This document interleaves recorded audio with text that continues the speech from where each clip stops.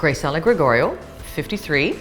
I'm a mom of two, a 20-year-old and a 14-year-old, and what else do I do? I'm just trying to enjoy life now that I've got it back for as long as I get it back. It would have been over 15 years ago where we decided to move from Toronto to come to New Zealand so that our kids had the Kiwi experience, because my husband is a Kiwi. I was diagnosed in November of 2018. I had my mastectomy in December of 2018 and started chemo in January of 2019. I found it helpful when I was diagnosed that I had my family internationally and here in New Zealand. I have a small family here, but knowing that they were behind me 100%, and of course my family back home. And I knew whenever we Skyped, I knew that deep down my mother was crying, and as soon as we hung up, she would have been crying, but I knew that she was trying to keep her life, her emotions in check so that I wasn't falling apart. So I think all of my support group was just there for whatever I needed, whether it was a laugh or whether it was a cry, whether it was a joke. So they were there for me to lean on.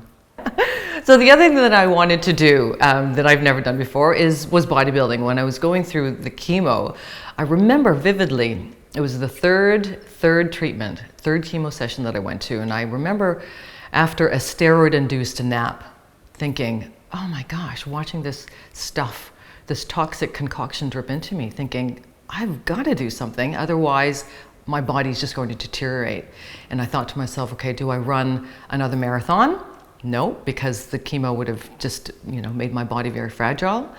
And then I thought, do I do that Paihia to Russell swim that I've always wanted to do? And I thought, no, because I had just had a mastectomy a month and a half ago.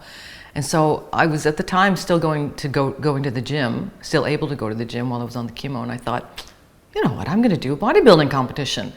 And that's how that came to be.